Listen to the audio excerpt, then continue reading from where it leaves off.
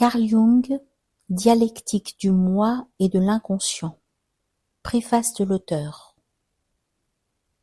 Ce livre est né d'une conférence que j'ai publiée en 1916 sous le titre « La structure de l'inconscient ».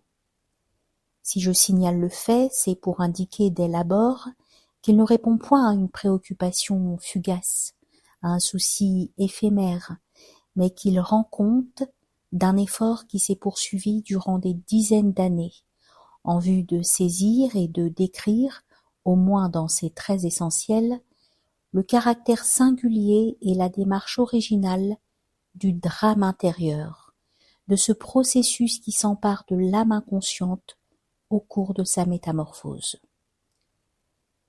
L'idée de l'indépendance, de l'autonomie de l'inconscient, qui distingue si radicalement mes conceptions de celles de Freud, germa dès 1902 dans mon esprit, alors que j'étudiais l'histoire et le développement psychique d'une jeune somnambule. Fin 1908, dans les contenus de la psychose, j'abordais cette même idée sous un autre angle. En 1912, rapportant un cas individuel, je décrivais certains maillons essentiels du processus évolutif et en même temps je montrais les parallèles historiques et les aspects ethniques de ce processus psychique, qui se révélait ainsi universel. Dans l'essai publié en 1916 sur la structure de l'inconscient mentionné plus haut, j'essayais pour la première fois d'apporter une synthèse résumant l'ensemble du processus. Cela représentait un simple essai, et je ne me sentais pas trop convaincu de ses insuffisances. Les difficultés inhérentes à l'objet à étudier étaient telles que je ne pouvais espérer en une brève communication en venir à bout et leur rendre justice. C'est pourquoi, avec la ferme intention de reprendre à l'occasion l'ensemble de cette étude dans un cadre plus ample, je m'étais limité à cette communication provisoire. 12 années d'expérience supplémentaires me permirent en 1928 de remettre sur le métier mes constatations et mes descriptions de 1916. Le résultat de ces efforts est le présent ouvrage. Je tente principalement d'y décrire les rapports existants entre la conscience du moi et les processus inconscients.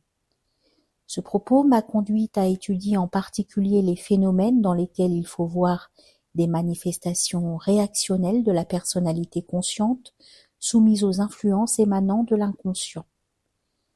Ce faisant, je tentais indirectement d'aborder le monde de l'inconscient et les phénomènes qui s'y déroulent.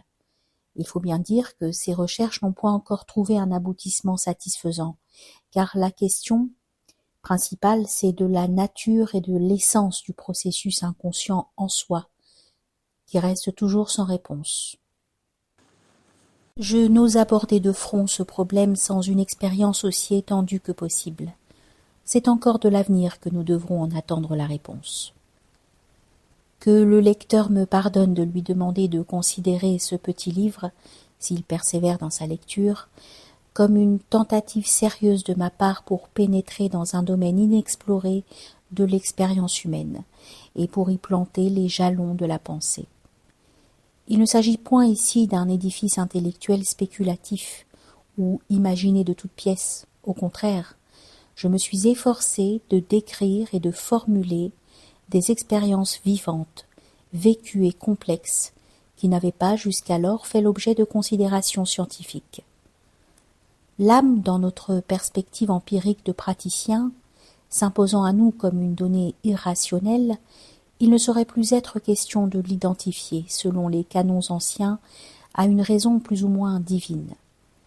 Dès lors, il n'y a plus lieu de s'étonner si l'expérience psychologique nous confronte très fréquemment avec un vécu ou des événements qui sont aux antipodes de ce que nous escomptons comme raisonnable, et que par suite, notre conscient, fondamentalement accordé au rationnel, a tendance à rejeter.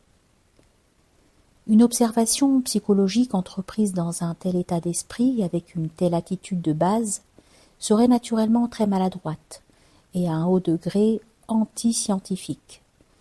Il ne faut pas anticiper sur la nature, ni vouloir la chapitrer si on désire se mettre valablement à l'écoute de ses murmures.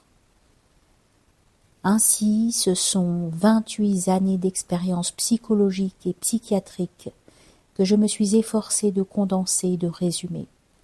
C'est pourquoi mon petit livre peut prétendre à ce qu'on le prenne au sérieux. Naturellement, je n'ai pu être exhaustif.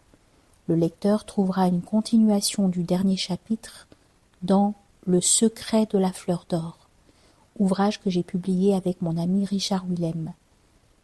Si je tiens à signaler cet ouvrage, c'est que la philosophie orientale s'occupe des processus intrapsychiques depuis de nombreux siècles déjà, et que par suite, nous livrant un matériel comparatif particulièrement utile, elle est d'une inestimable valeur pour nos recherches psychologiques.